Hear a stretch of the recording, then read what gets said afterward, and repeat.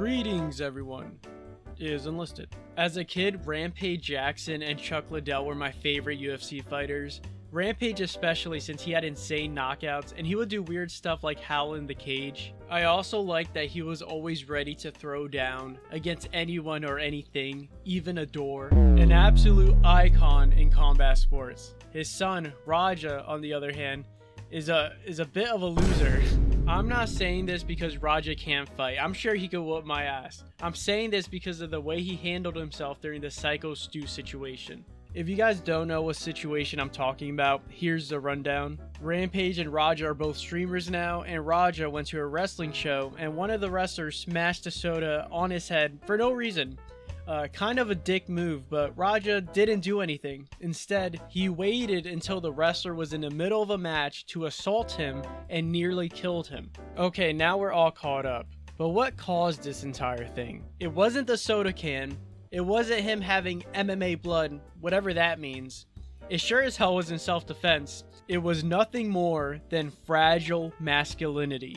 While the soda can did piss him off, it was the non-stop trolling of the chat that really set him over the edge. Please excuse my foul language, but his chat was calling him things such as bitch, pussy, soft, etc. And in an effort to prove how tough he is, he decided to attack this wrestler, SKYO Stu. What's funny is that before the assault, he told his chat exactly what he was going to do.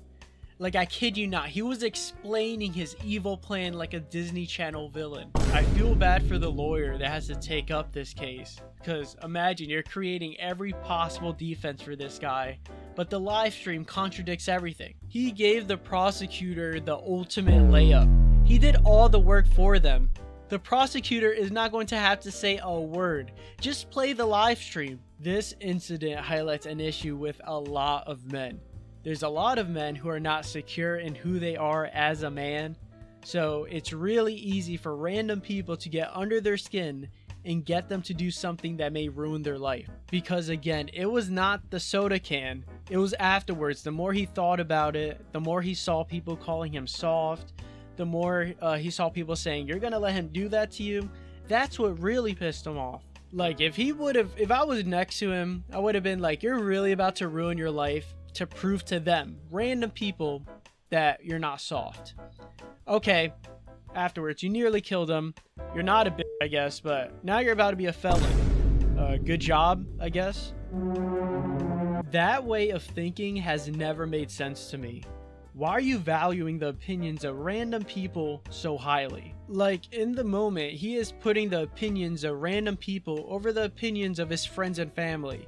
I'm pretty sure that his friends and family would rather him turn the other cheek than go to jail. Something that blows my mind is that some people are defending Raja. They're saying that SKYO Stu deserved it since he initiated it with the soda can. One of them is Mark Henry, which when I first heard of it, I did not want to believe it because Mark is one of my favorite wrestlers. But he did say it, and like, man, he's a bit of a dummy, because how can you defend Raja in this situation?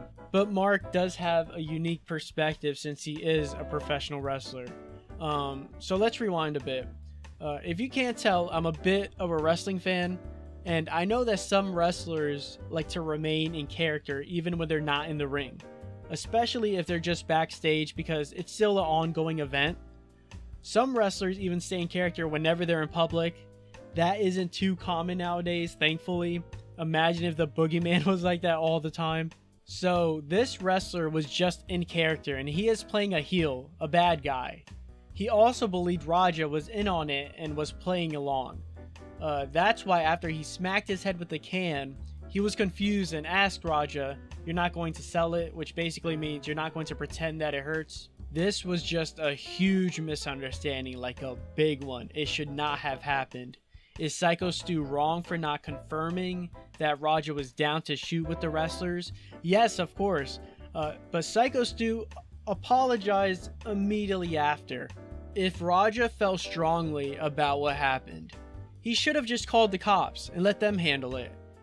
Something else he could have done, which I personally don't agree with, is challenge SKYO Stu to a fight then and there, instead of scheming like a weasel and attacking him when he's not looking. But if you still have doubts that it wasn't the soda can incident, you can see it in the aftermath when he is having a mental breakdown and he is saying things like, "I am not a bitch. They're calling me a bitch and shit. I'm tired of people playing with me." Does this sound like a guy who is defending himself, or is a guy who needed to prove how macho he is? This surprised me, but Raja is 25 years old. He should have grown out this mindset when he was like 10. He cannot be throwing adult tantrums whenever he gets upset. And I need to clarify one more thing. Raja was given permission to give SKYO a receipt, which is basically when wrestlers get payback after they get hit too hard. An appropriate receipt for the soda can should have been a slap. A punch is pushing it, in my opinion. Raja threw nearly 30 punches. He nearly killed somebody, okay? SKYO Stu is going to have permanent brain damage from this interaction, from this assault, that will follow him for the rest of his life. And Raja's father, Rampage, is going to have to fork over loads of money to either pay off SKYO Stu or defend his son in court. All because he felt the need to prove himself. I'll be surprised if Raja doesn't go to prison. Is prison going to help him? No. He needs therapy. He needs guidance because something is clearly wrong in the head. He's going to go to prison and come out worse if that's the way it goes. But as always, that'll be it. Let me know what you think. Peace.